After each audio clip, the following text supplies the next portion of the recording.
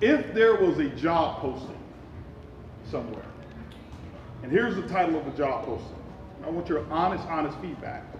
Customer service agent, work your own hours, pay starting out $30,000 a month to $75,000 a month.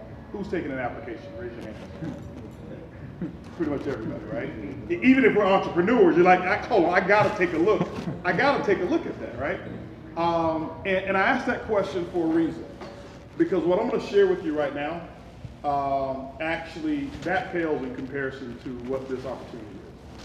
I'm gonna share with you what we've created from a technology standpoint that has reduced the responsibility down to those who are involved, pretty much as a glorified customer service agent. Now, my other question, and my second question is this. Would it really matter what industry that customer service job was in as long as it was legal and honest? It wouldn't even matter, right? You're just doing customer service, right? So what I'm going to share with you right now is what we've done that I think is a lot more sexy. It's a lot more, when I say sexy, I'm talking about just the energy that's around it, a lot more meaningful.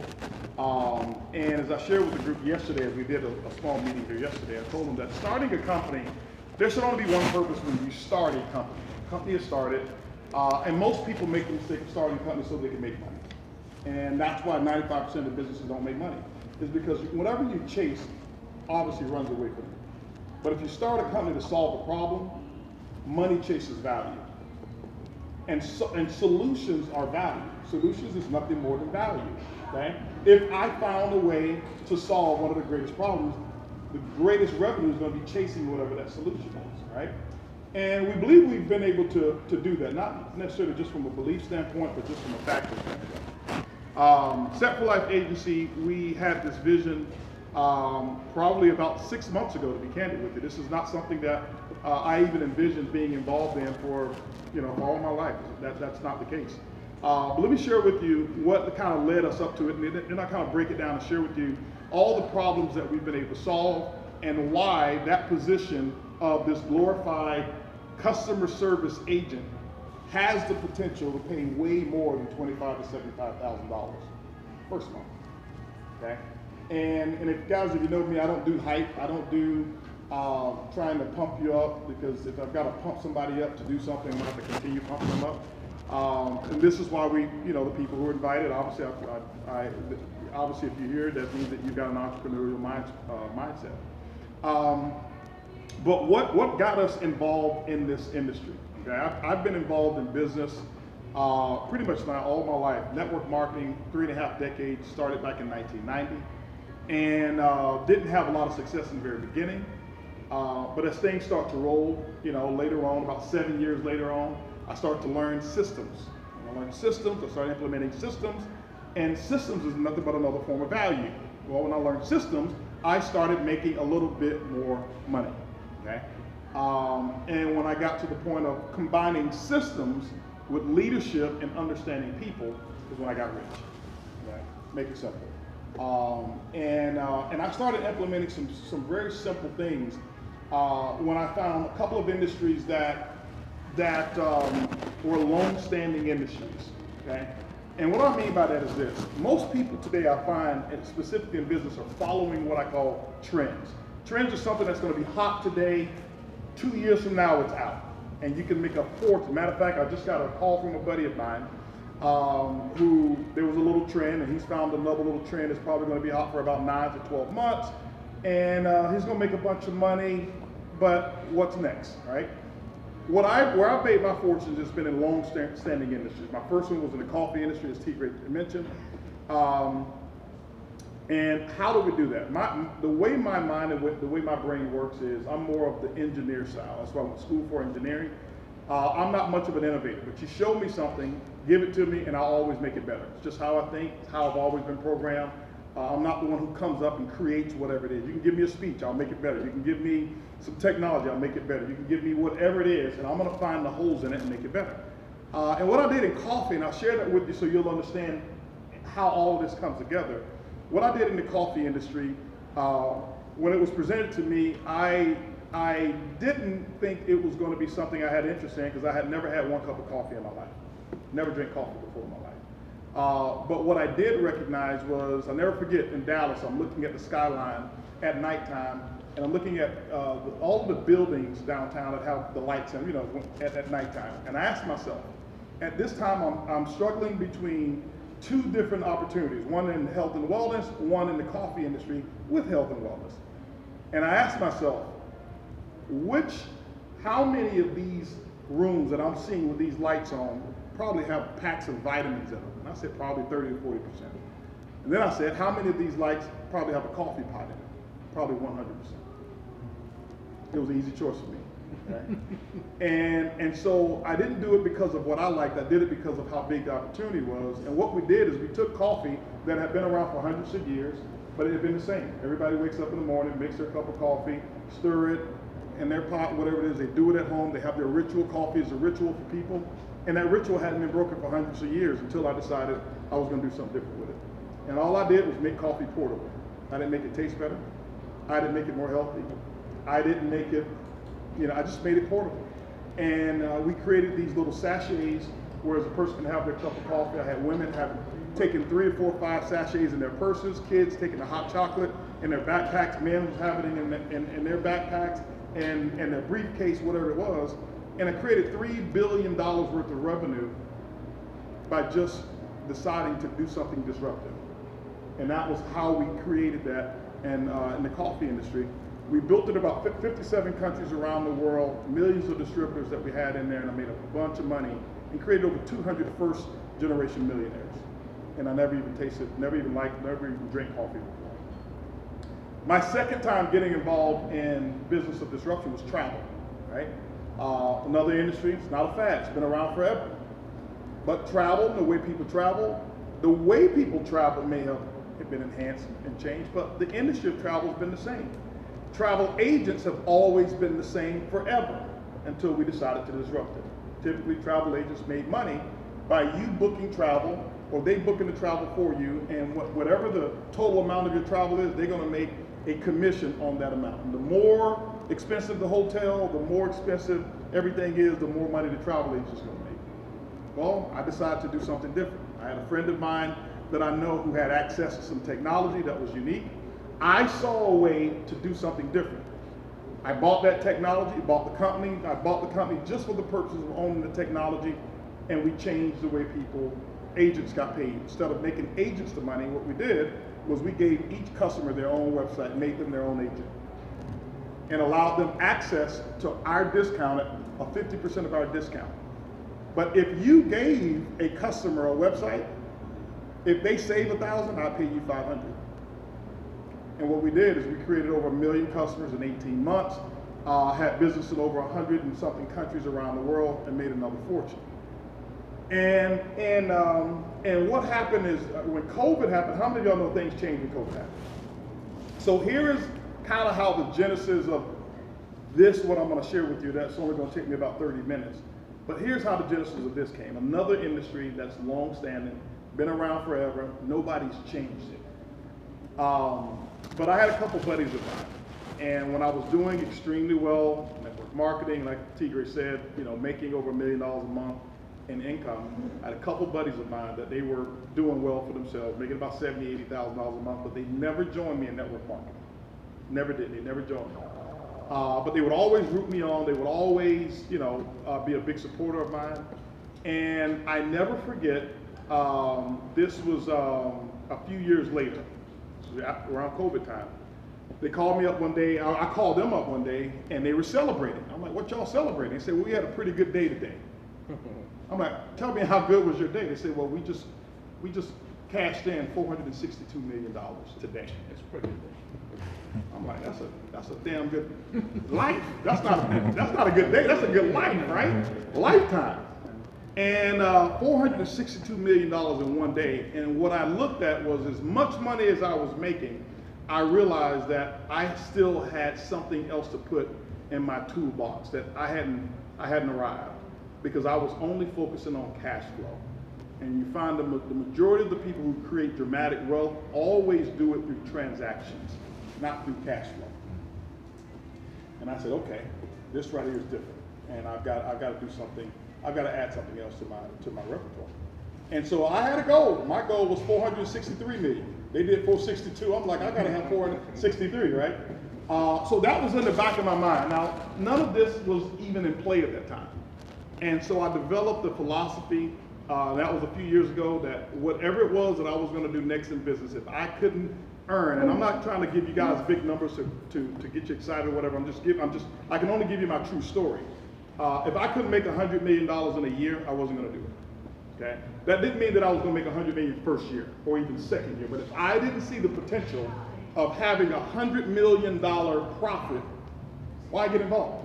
I've already made over $100+ million with coffee alone. Why would I get involved in something that's gonna make me less? So my thought, you know how it is, when you climb a ladder, when you get to one peak, you want to get to the next one, and to the next one, and to the next one. So for me, it was really good to have that experience, both to make that type of cash flow, and then to have somebody who's that close to me to make 462 million.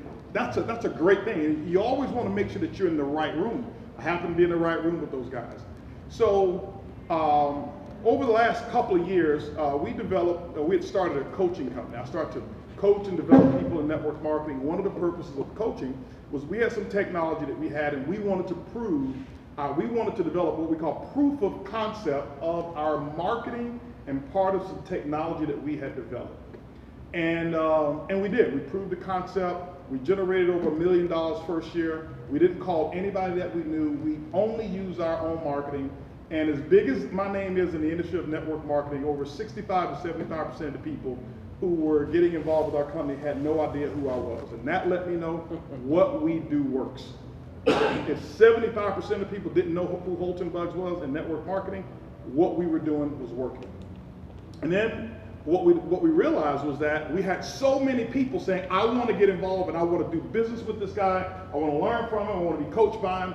And we started realizing about 90% of the people who were responding to our ads weren't in network marketing, but they wanted some kind of coaching. So we said, we've got to find a way to give these customers access to HP, because we're taking too many resources and throwing them away. If they weren't involved in network marketing, we wouldn't do it. We just throw the leads away. It's almost like catching an alligator, making a belt, when you could have made a jacket, a purse, some shoes, but you make the belt and just throw the rest of it away. That's kind of the concept we were doing.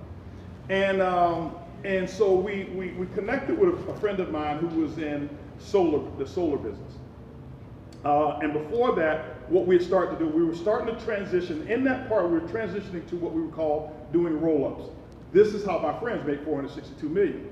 Buy a company or partner with a company, do what we call consulting for equity. We had developed some technology, some AI integration technology we had developed. We knew how to scale and grow companies. We knew how to eliminate a lot of resources or expenses from companies. We'd actually take the company, if you're an HVAC or a particular type of company, we take your company, we do an agreement with you, and what we do is grow your company, and we have an agreement that when you get to 5 million in sales, that you have to exit or sell, and we come in and we take a percentage of that sale. And you take 5 companies from 1 million to 5, now 5 companies at 5 million, that's 25 million, 10x multiple, that's 250 million. Okay? That's just how simple these things work. And in the process of putting that together, because we had technology, a friend of ours kind of interrupted our whole consciousness. And he said, he was in the solar business. He said, HB built a $100 million solar business. However, Trump got into office.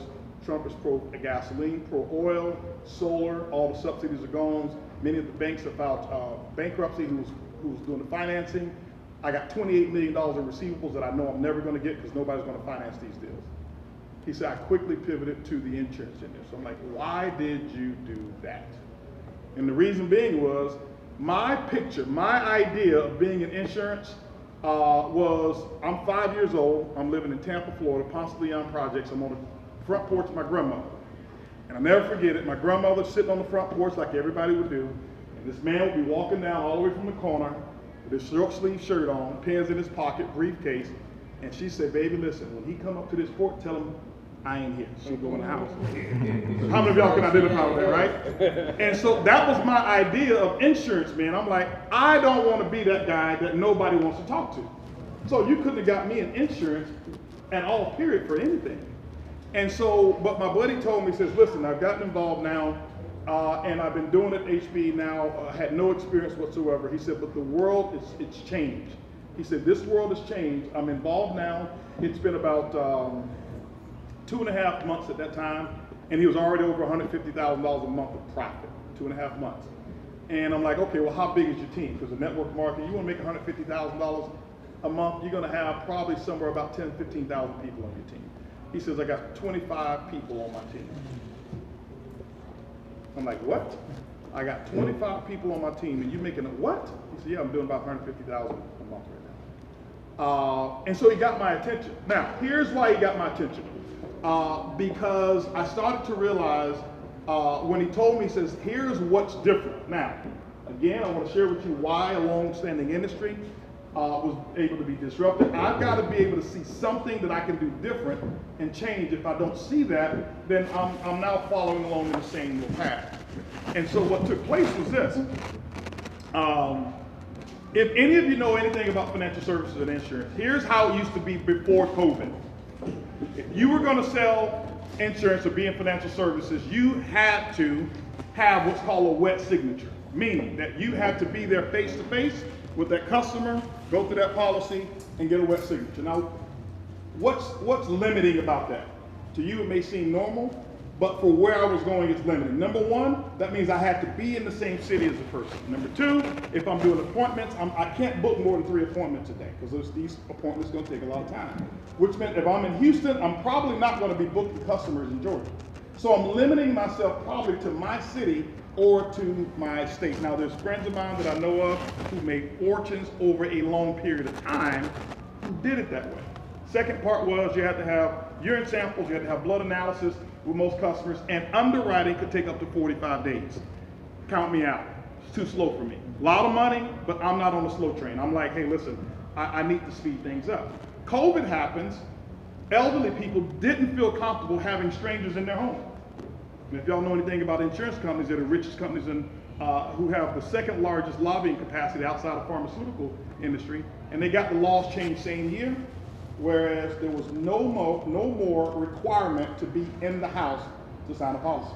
There was no more requirement for a blood sample or a urine sample, a blood test or a urine sample, and underwriting could be limited down to 15 minutes. Now, what I just said to you guys probably may not mean a lot, but let me give you an example of what this represents, so you'll really understand the depth of what I just said. How many of you ever heard the example of you can take a baby elephant and tie if you want to train them, you tie a big chain around its ankle. And that baby elephant, make that chain about 10 feet long, and every time that baby elephant tries to go past 10 feet, the pressure on that ankle is going to be on that ankle, and it's going to hurt, and over time, that baby elephant will never try to go past 10 feet. Now when that baby elephant becomes an adult, and it can pull 10 cars at one time, all you have to do is put a wooden stake in the ground. You can take a nylon rope, put it around that elephant's ankle, and that elephant will never go past 10 feet. You know why? It remembers going past 10 feet causes pain, and it will never go past 10 feet. And what I saw, here is where I saw my opportunity. That 95% to 99% of the people in the financial services and insurance industry, they were that adult elephant. Even though the laws had changed, even though the rules were changing, they're still doing business the old-fashioned way. They're still going face-to-face, calling friends, family, and relatives, booking no more than 2 to 3 appointments a day, hoping one show up, hoping that they can close a deal. Why? Because that's all that they know. The pain of doing it differently is so egregious in their mind that they won't even think to do something different. And so when I saw that, I said, okay, here is now my third chance, my third opportunity to do something a little different and to do something disruptive. And so when we saw that, I saw what my friend was doing after a couple of months of being involved already.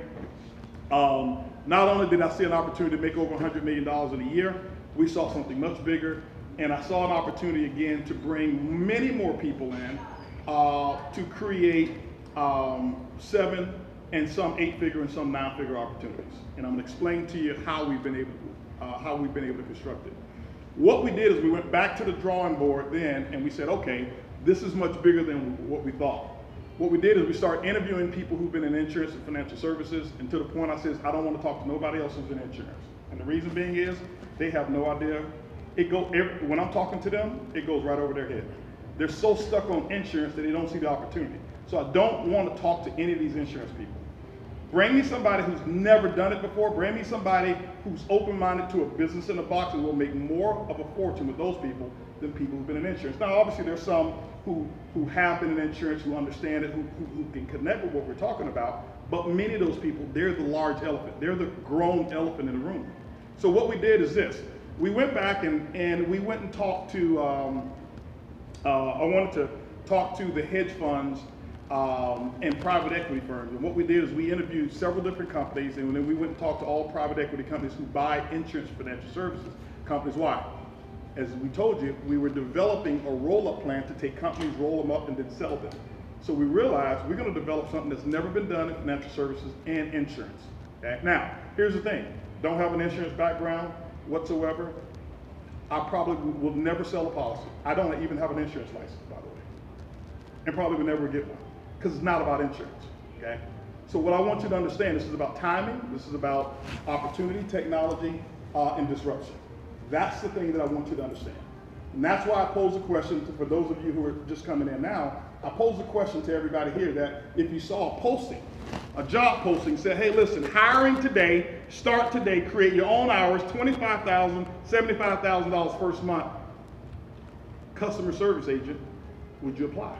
And everybody said, yeah, they apply. Everybody would, right? And so what I'm going to do is I'm going to attempt to describe to you why I feel that passionate about what we're doing here. Now, just because I say it's just that simple, it doesn't mean simple is easy, okay? Nothing is necessarily easy, but it is just that simple. So what we did when we talked to these private equity companies is I wanted to start with the end in mind. All right, we want to start with the end in mind. So we went and talked with the first company we talked to, $55 billion company. We had a meeting with the CEO, and we asked them, what does an A+ acquisition look like? And what I mean by acquisition is if they were going to acquire a company and give them the maximum exit from selling their companies, what would it look like? Why would I do that? Because most people do it backwards. You know what most people do? Start a company and think that they're going to keep this company forever, and that's specifically in our community. It's what we do. It's the most backwards thing that we do. We start companies and we tell our family and kids, hey, listen, daddy's starting a company. Why? So we can pass it on to generation after generation. How many of y'all know generational companies right now in the black community? And we keep doing this exact thing. You start a company to sell it. Pass on the philosophy. Pass on the knowledge. Don't pass the company. And most of your kids don't even want your business. All right? They just don't even want to be involved with it. Do you know how many real estate projects I bought because the parents thought the kids was going to want the house, and as soon as the grandma died, the kids were selling me? I bought, right over here in Fifth Ward, I bought a whole street. No exaggeration. $25,000 of property. You know why? The kids just wanted the money. They didn't want the properties. And so what we're trying to do, we've been trying to pass on philosophies or pass on businesses. That's not what you do. You take the money, you take the knowledge, pass the knowledge to your kids, and then sell the company. And so what we did is we started off, and what you'll see here, I've got a 5-year plan. This is not going to be a 10-year run. I'm not here to be doing this for the next 20, 30 years. 5-year exit strategy that I'm going to share with you. Some of that may sit well with you, some of it won't, but I want you at least to understand, here's an accelerated plan. So, we went and talked to these guys because we wanted to know how should we architect or engineer our company from the beginning. Why? If you're the buyer, shouldn't I make my company appealing to you versus appealing to me? If my goal is to sell it, you know what most people do? They start a company and make it appealing to them. And then they try to sell it and realize nobody wants to buy it. And then they want to change it now when they find out, well, buyers want this, and what you're going to do is waste time, energy, and money. And before we did one thing, even before we even filed a corporation, we talked to these folks and we said, tell us, what does the company need to look like? Give us the makeup. What all things that you're looking for? If we want 20 times earnings exit, what does it need to look like? and we had over 6 different companies give us an answer. We took the aggregate of all those answers, put the company together, and that's when we started the very first AI-powered insurance company in the history of the world. And so what I'm going to share with you now is the technology and the problems that we've solved now, and where that opportunity exists for people. Whether you have a background in financial services, financial technology, insurance, it does not matter. That's not what we're here for. Here, I'm going to share with you where the opportunity is. And as I mentioned to you, it's very disruptive. So, I told you about 3 industries that we, that I've actually been in and disrupted. The coffee industry here, which is the first one. Travel industry is another one, and obviously the playbook is what I'm about to share with you right now. When you take a look at it, in terms of the insurance, why did we decide to take our AI and put it here in this industry? Number one is because what we looked at in this arena, number one, that this financial services and insurance industry, it actually pays advanced commissions. The customers in this industry, they plan to be paying up to 30 years. In network marketing, guys, I made a fortune with people staying on the product 56 days average. That's the average in network marketing, 56 days. When somebody buys an insurance policy, there's a 15-year term policy, how long do they expect to pay? If they buy a 30-year policy, how long do they expect to pay? 30 years. So why is it that these companies would pay so much money for these companies? Because they know these customers are going to stay on the books paying every single month after month after month after month after month. Okay? And so that was why we chose to do that. Now, I could have taken this technology and put it into anything. I could have put it in pharmaceutical sales, could have put it in real estate sales, could have put it in roofing sales, could have put it in HVAC, could have put it in any sales industry, but no other sales industry had the makeup of what I was able to put together here, because this allows, when an agent builds a book of business, it has value, monetary value, for later on to be able to exit. And so I'm going to talk to you about that at the very end. Now, as I mentioned, why insurance? Predictable revenue, long-term ownership, scalable leadership, and the real exit potential. And for those of you who don't know much about insurance, just take insurance out of your mind. I want you to keep focusing on that customer service job. That's what I want you to focus on. Forget about the insurance part. As I mentioned to you, talk to you about the changes of what happened with COVID. I kind of got ahead of myself here. And if you want to look at what the opportunity is, I'll go through just a little bit of the opportunity before I start sharing with you problems that we solve. 54% of the people are actively searching for insurance online. 54% online. Where they used to buy insurance before? Television. How many of y'all remember Fran Tarkenton being on television, talking about insurance, and grandma would call in or whatever it is and call the 1-800 number, and they still do that to this day. Do you know a lot of insurance is still being bought on television? But 54% of it, they're searching online. We got 102 million Americans who are underinsured. And I'm going to share with you why. They're underinsured. We got $124 trillion of wealth transfer that's taking place. 124 trillion of wealth transfer. And by the way, insurance is the #1 way to transfer wealth in America. It's the #1 way, and most of us have never had the financial planning, education, and stewardship in our family to show ourselves simply how to get the next generation set up. We just don't. How many of us know somebody who's passed away recently and a GoFundMe or a fish fry took place? That's still happening today with all of the knowledge and all of the access to information. Why is it that that's still taking place? Because 102 million Americans are underinsured, and annual premiums right now is $1.7 trillion a year. Now, here's what we've done.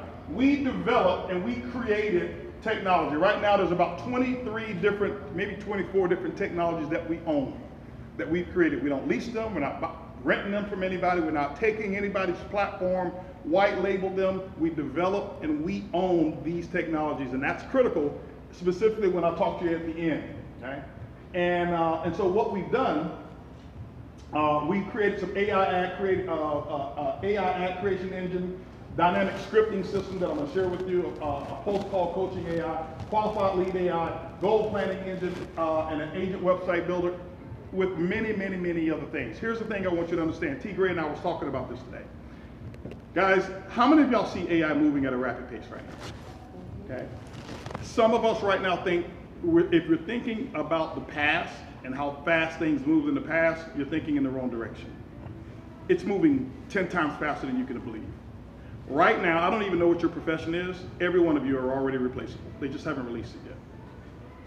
There's nothing right now, there's almost nothing that you're doing as a professional that can't be done by AI and can't be better. Now, some people will argue that, but you can't argue with the facts. Okay? You can't argue with the facts. And when you start looking at what it's going to be like 3 years from now, it's almost scary. And the thing I tell people, not to frighten a person, but if you're not making plans to participate and leverage the power of AI, okay, you're going to be in for a rude awakening. You're going to be so far behind that it may be too intimidating to try to catch up. So instead of wondering what was going to happen, what I decided, let me create the future. Instead of wait for the future to happen, let's go ahead and create it. And so I'm going to demonstrate and share with you some of the things that we've done, the machine that we put in. So here's what normally takes place in the insurance industry. And I want to give you an example of how it typically works in insurance and financial services and share with you, here's all the problems that we've been able to solve, and we've eliminated all the need for having high skill, all the need for being a salesperson. Matter of fact, if you're a high-powered salesperson, it probably won't work here. That's why I said customer service agent. Okay, customer service agent. All right. Having an in-depth need of financial services and insurance, not a requirement anymore. Okay. Before, it was. I'll share with you a couple concepts of why that's no longer here. But the big thing that still remains is the profit potential. The profit potential is still what remains. The typical insurance agent, number one, taking the test was always an intimidating factor for most people. How many of you ever heard, hey, you got to get a license before you get insurance? How many of that probably made you say, man, I don't want to go back to school. I'm not going back to school. And it keeps most people out of this industry. And the thing about it, I finally realized why.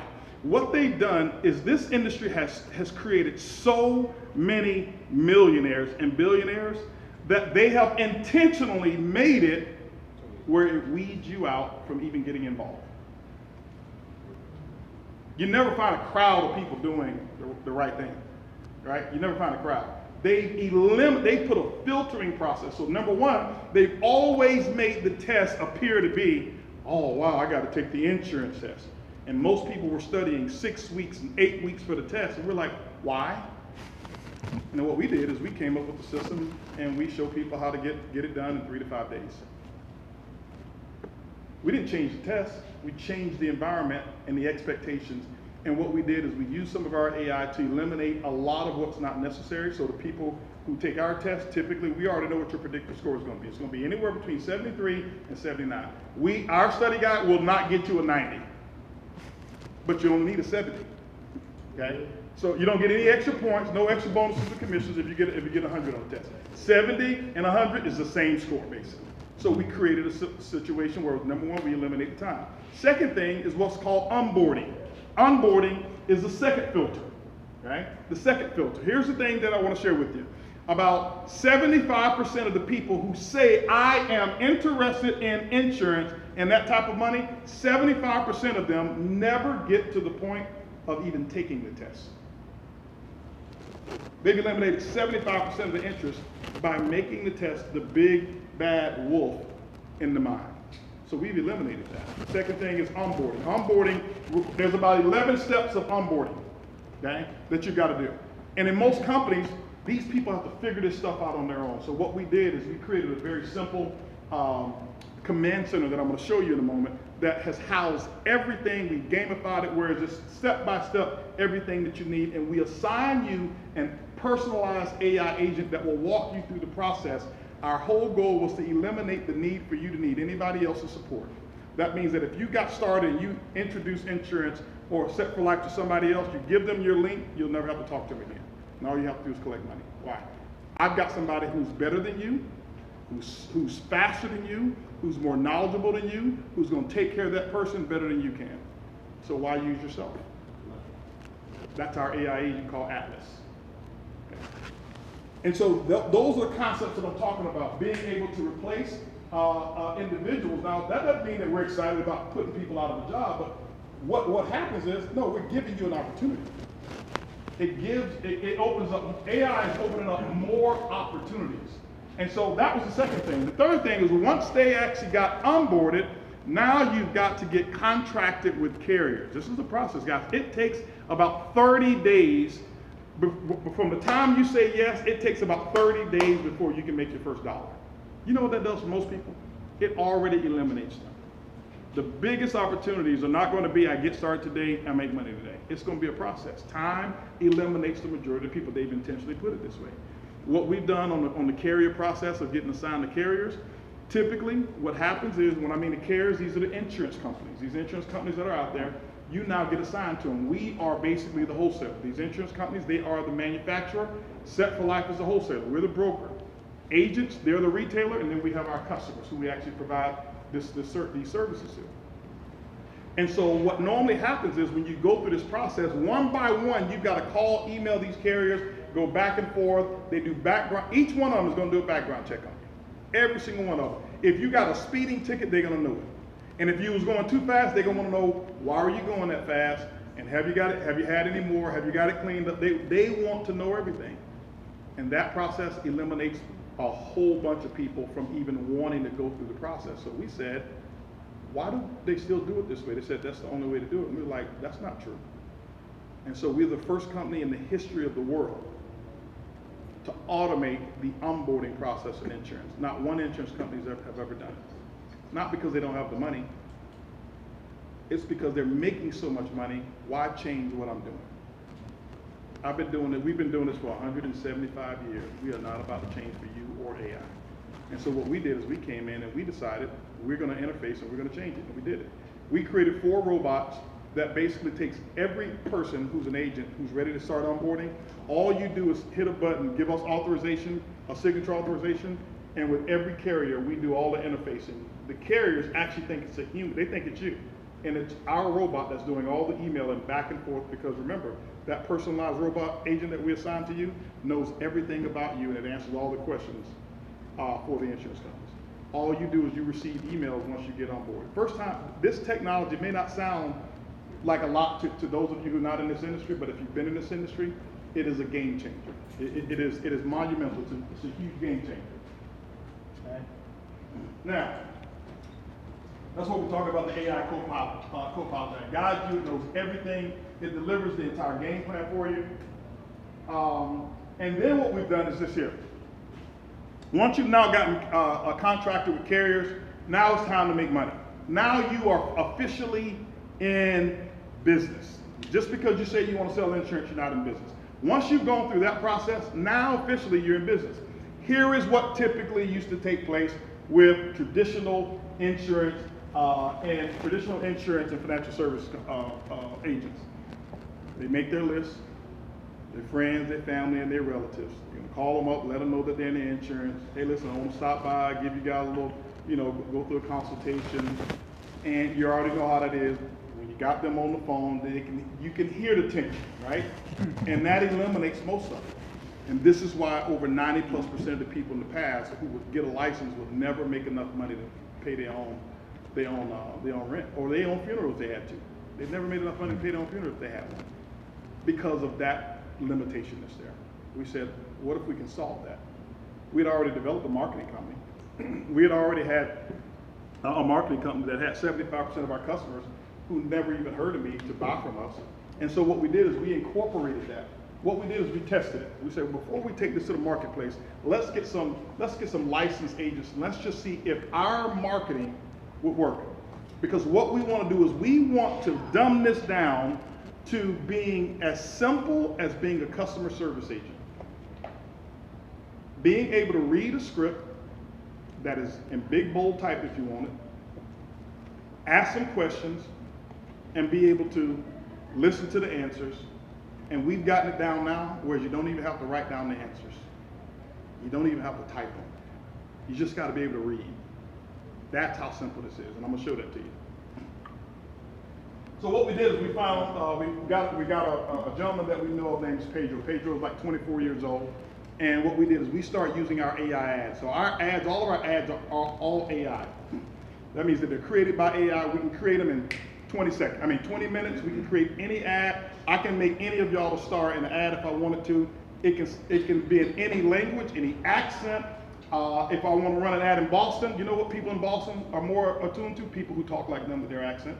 So if I'm running this ad in Boston, it can have a Boston accent.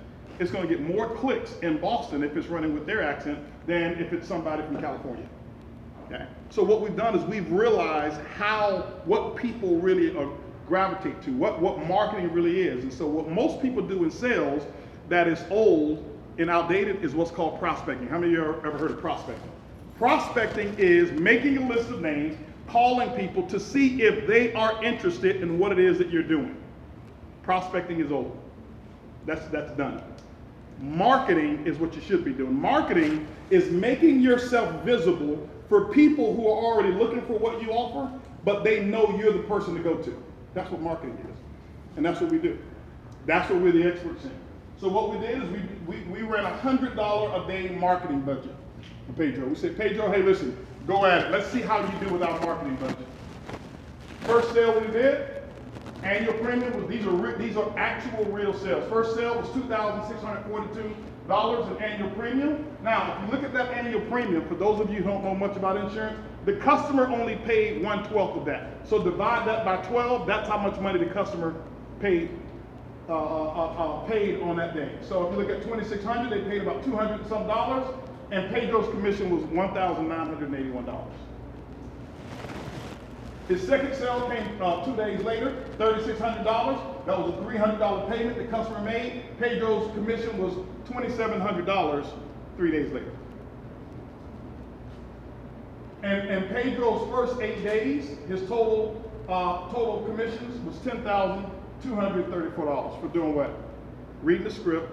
We brought the customers. The customers filled out. Every time one of our customers click on our ads, what we've done is we've created a 10-minute questionnaire that takes them 10 minutes to fill it out. Why? We don't want to talk to suspects. We want to talk to prospects. How many of you, if you take 10 minutes to fill something out, that means you're interested? If you just got to put your name and email, you're a suspect. You're not a prospect. We only want people who are wanting what it is that we market. Our number one product that we market is what's called the IUL. Everybody, how many of y'all been hearing about IUL? Right? Everybody hears about that. So we market that. So here's what we do now. When our ads are out there and the customer clicks on, takes 10 minutes to fill that information out, they hit submit. As soon as they hit submit, here's what's going to take place. T-Gray, could you do this for me if you don't mind? Go to the command center. Just go to the command center and kind of show them the communications, maybe like Trey's communications or something like that in communication. You got it. Do you have any words for it? Yeah. I'll log into mine real quick. Yeah. Go to Trey's. Yeah. Okay. No, I wasn't.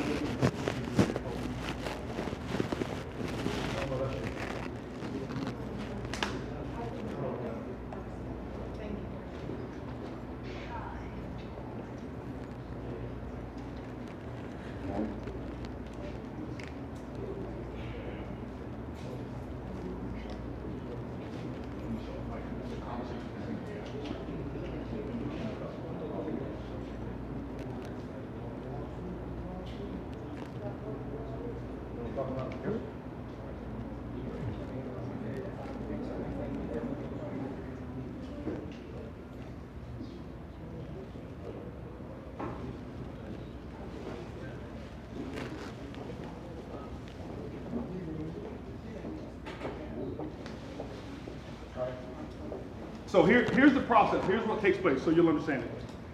So what happens is this here now. Yeah, just go to James. James is fine. Okay. James is actually a good one. Okay, I'm gonna show them what happened with James. So here's what happens when the customer fills out the ad or sees the ad. They fill out the information. As soon as they click submit, as soon as they hit submit, in less than 10 seconds, our AI is already reaching out to them, booking the appointment for you. Remember, your goal is not to be a salesperson. Your goal is customer service. You only talk to people who are saying, could somebody reach out and talk to me about this IUL thing? Okay? That's all it is. So to show you how it goes is this here. So hi James, and this is actual this is real life subject. So hi James, it's Holton. I'm getting back to you about the Index Universal Life Insurance plans that you were looking into. I'm the advisor assigned to help, and I can put together some options, together for you. I just have a couple of quick questions first. Which would be easiest over a short call? Do mornings or afternoons work best? James didn't respond. If you see, that call at the time was 8:39 p.m. The AI followed up. At what time? 10:40, 2 hours exactly late, 2 hours and 1 minute later. Hi, it's Holton. I'm following up on the IUL plans for a tax-free retirement. What time worked best for a quick call today? James didn't answer again. He probably was asleep, we don't know. 1 minute later, it's Holton. I'm following up on my last text about the IUL. I'm sorry, that's the next day. Next day. 24 hours later, okay? Would 10 or 2 p.m. work for a quick call tomorrow, Saturday, May 30th? James said 10 o'clock. Now, that's a robot doing that, because guess what? You probably not going to, you may be doing dinner, watching the Spurs, whatever it may be. The Spurs. Spurs. Anyway, we'll talk about that after, right? You're in Texas, boy. I'm from New York, sir. So the AI books that. So here's what happens. Then the AI says, got it. 10 a.m. isn't open today. Why? He already had a 10 o'clock appointment. So it says, how about 1 p.m. or 3? James says 1. The AI says, okay, call is booked. What our AI is going to do is going to send James a V card of your photo and your phone number, and it's going to save it in his phone. Why? When he calls you back, now, when you call James, you're not potential spam. Your name pops up in his phone, and he's now going to pick up. What that does is increase the pickup ratio, okay? And so now it's going to say, perfect, call is confirmed for 1 p.m. Also, before we speak, James, click on this link and watch a quick video that explains how Index Universal Life can benefit you, be beneficial for you, and verify my license to know that you're in good hands. Now, why is that important? Because every agent that enrolls with us, as soon as you click and go through the onboarding, immediately you have a website that's set up, and I'm going to show you what that website looks like. This is the website here. Let me go back to the home page. This is your website that we set up for you immediately. You don't have to do anything. We give you, this is my son, by the way. That's my son there. He's an agent. That's his NPN number. He got his looks from his dad. So basically, he gets his hair. so if they call on about final expense, Index Universal Life there, mortgage protection, fixed index annuities. So they click on IULs. Here's the right way to use life insurance to live tax-free. They're going to watch a little quick video that's going to give them an explanation. What we've done is we've made it whereas you already are the professional. You're not doing the coaching, you're not doing the explanation, you're making everything simple. All you're doing is waiting for 1 o'clock. Or maybe on other calls, wait for that 1 o'clock call, and all you're going to do is click that button in this interface, connect with that person. I'm going to show you what's going to happen when you connect with that person. If anything were to happen to him, his family. Okay?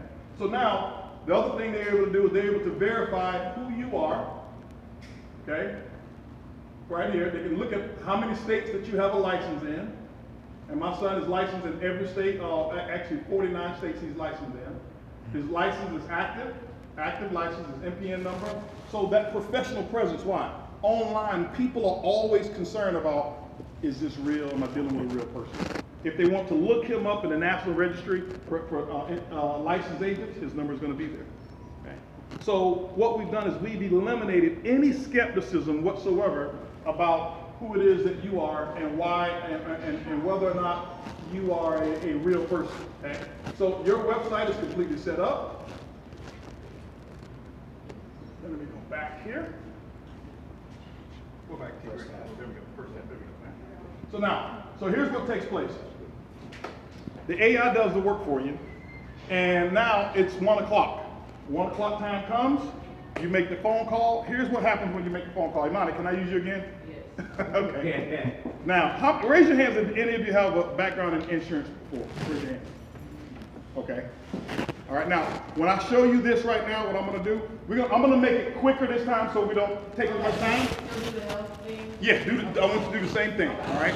So what I'm gonna do is this, so I'm gonna show you what we've done. For those of you who've been in insurance before, the second issue that most people have, specifically if they wanna sell policies like IULs, is they don't know how to underwrite. Because in order to underwrite, you gotta know medical terms, you gotta know if a person's on this medication, how to spell it when they say it, because if you're on the phone and somebody tell you they're on some kind of whatever it is, you can't say, well, how do you spell that, ma'am?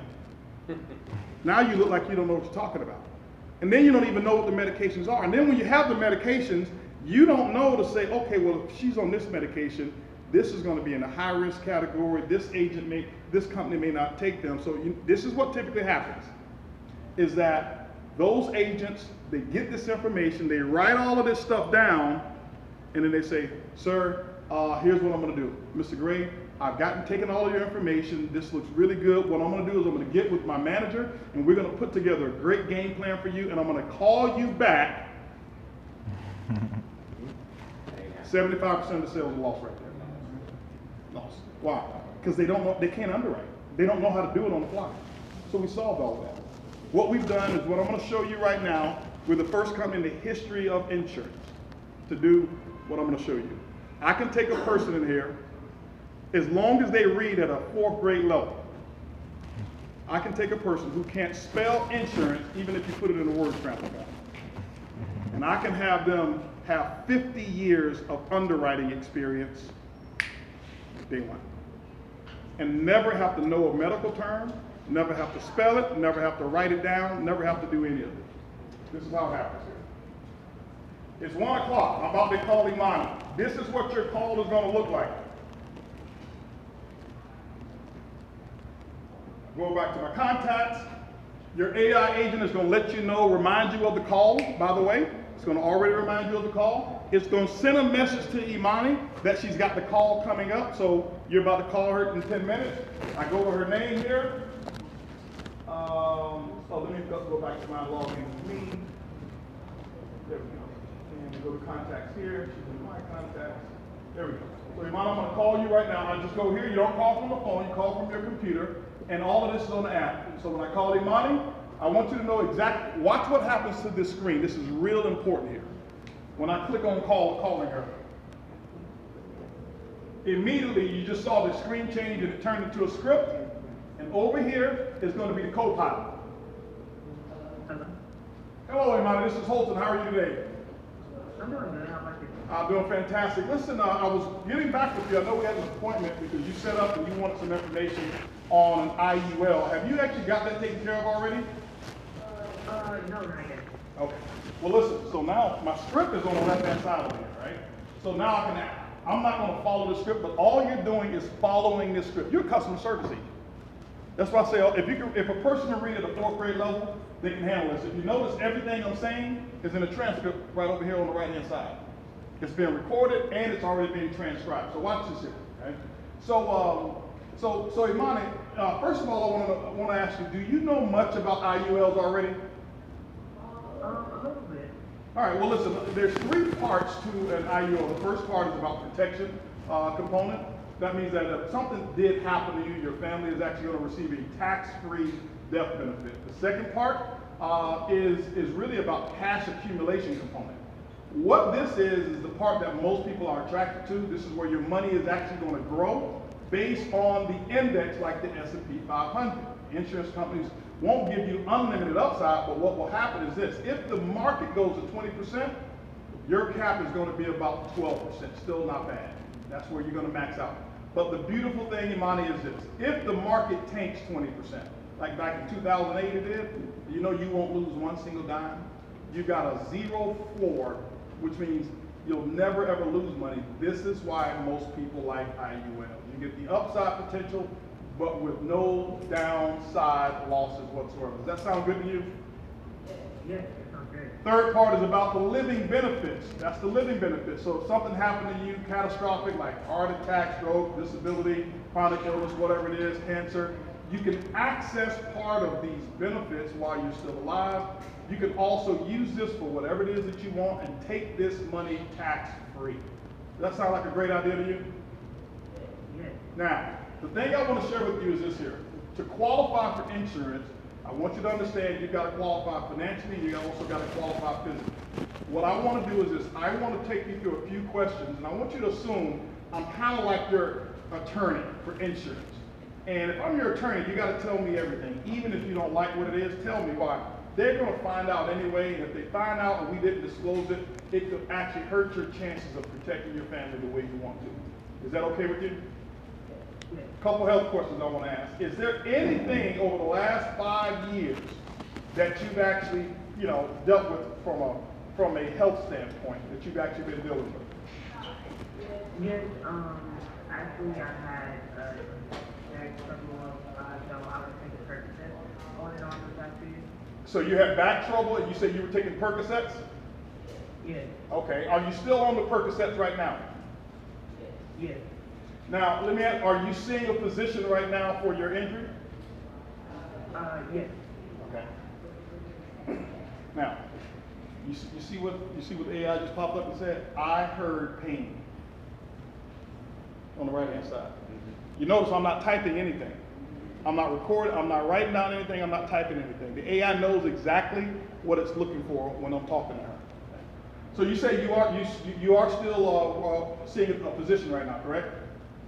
Yes. Do you feel like you got the pain under control, or is this something that's indefinite right now? It's a little invested, but it's starting to feel better.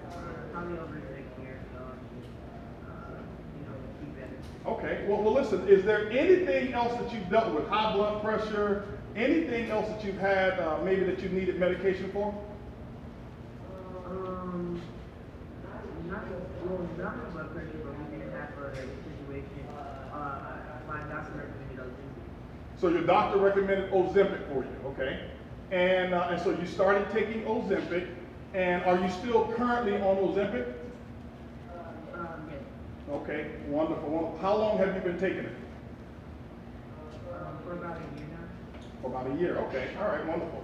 A couple questions I have left for you here. How tall are you and what's your weight? 5'10", 160. What's your date of birth, if you don't mind me asking? 07/06/1984. Okay, 07/06, 1984. Now, just to confirm, do you do any tobacco or nicotine in the past 12 months? No. Nothing at all? No. Okay.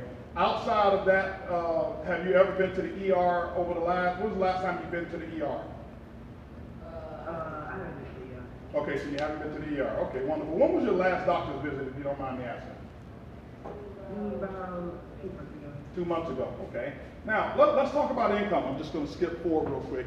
All of these are questions that a person would ask right here. This is all this guy asked who made the $10,000 the first week. He just asked these questions. That's all he did. He was on the phone asking these questions. Now, I want to ask you a couple questions financially because we've got to make sure that we set you up the right way.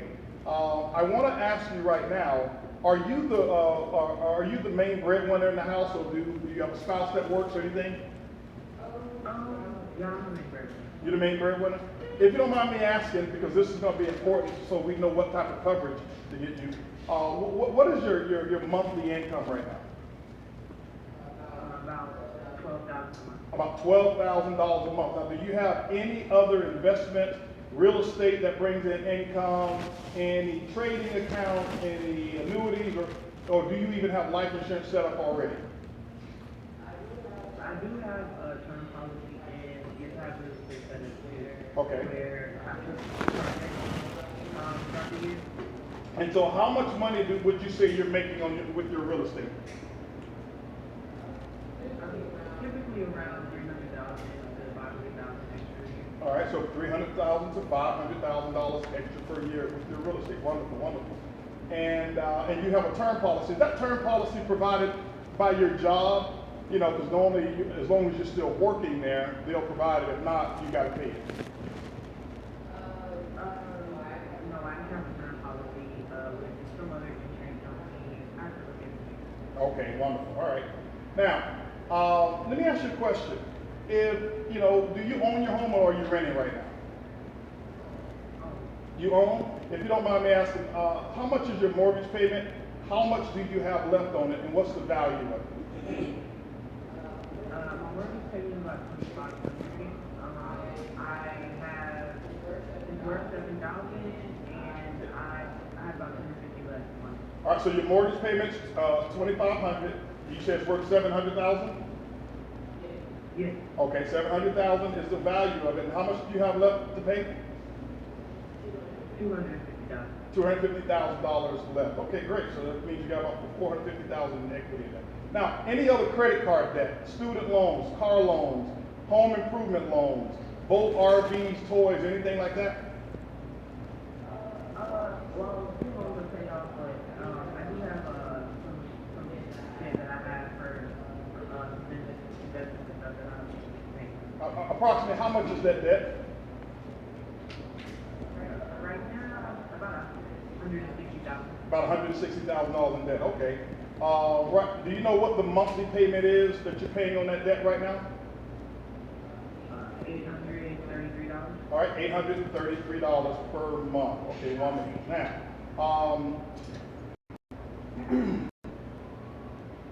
so what I want to do is this here. I've gotten enough information from you right now, and Imani, what I want to do is I want to make sure that we right-size this policy for you. One last question. How much longer do you anticipate working? Because if something happened to you, would you want to make sure that the length of time that you plan to work is covered for your family, or only a short period of time? Oh yeah, I mean, if something were to happen, I would definitely want to make sure that they're good. I mean, I would feel, you know, they're going to get passed down to me if I have assets and stuff, but I would love to have something in place. Okay, so basically, you know, how many years would you want to make sure that they're protected in terms of years that you're looking to continue working, bringing in this income? I would say at least 30. Another 30 years. Okay. All right. Well, listen. So here's what we'll do. I'm going to put together something real quick for you, and what we're going to do is we're going to make sure we get you and your family protected. Any beneficiaries, any children that you have right now? Yes, two. Two children. Okay. What are their ages? 7 and 5. 7 and 5. All right. Wonderful. Wonderful. All right. Well, I'll tell you what. Here's what we're going to do with the 7 and 5-year-olds. I'm going to put them in mind as I put together this plan for you. So here's what I'm going to do. I'm just assuming now that the whole interview is over. The interview process takes about 15 minutes to read all the questions, if you see here. I didn't want to go through each one of the questions. I wanted to give you guys a general idea. All I'm going to do now, I didn't save any of this information. I didn't have to remember it. I'm just going to click generate game plan. And now, what my AI is going to do is something that no other company in the history of insurance have. This is going to do all the underwriting for me. It's going to tell me everything that I need to do, everything I need to propose to her. If there's any more questions I need to ask her, it's going to tell me to ask her these questions. And when I do that, my job is over. Once I present it to her, I'm going to go ahead and write up her policy, and I'm going to get paid. Still sizing up the face amount. So Imani, you can come back over here for right now. Okay, yeah, just hit mute on yours. Let's give Imani a round of applause for being a great customer. We're gonna make some money on this policy. She bringing in some money, right?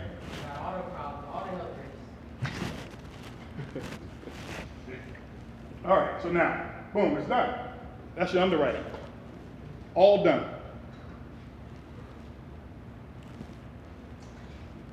So here's the plan. So let me know what the plan is. It says, I did not actually run anything yet. Why? It's telling me, hold on for a second. I heard something I didn't like. Most agents wouldn't even know to hold on. They just gonna go ahead and try to write the policy. If I describe something as done and I send this, okay, it is not. Tell me to actually do it and watch for the confirm part. This is critical finding. The carrier guides confirm that Imani's IUL placement is blocked at the instant decision carriers. Why? Anybody know why? Medication.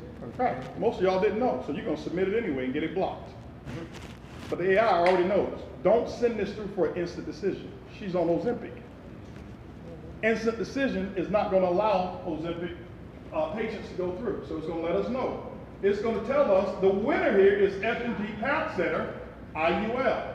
She's going to have to go through full underwriting, expected standard, pending an APS, verifying the opioid is actually injury related, not chronic. The opioid is the gating issue, not the Ozempic, actually. Okay? So it was really the Percocet she was on. So now it says the knockout walkthrough. So here's what it's telling me to do. F&G Quantum Instant, X. See that X over there? That means that that's not going to work. Transamerica is not going to work.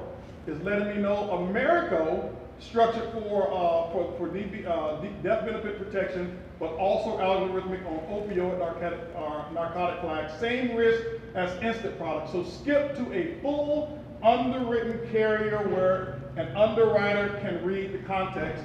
And the winner right here, as you see, is F&G Path Center. Let me know. So all I would do is go to F&G right here. Now hold on, let me read the rest of this. It's going to tell me what to lead with, why, and how I actually size up her policy.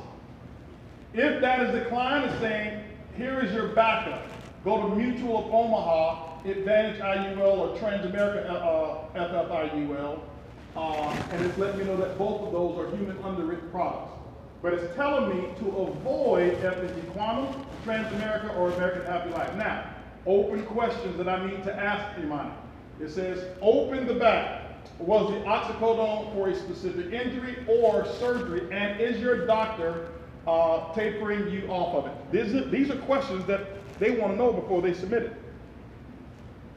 As a normal agent, I would have to be in this industry for years for me to know that these are questions that I need to ask. Okay? Second question would be, has a doctor ever, so I'm gonna, where's your money? So money, go off of mute. I'm gonna ask you these questions so we can get it documented here.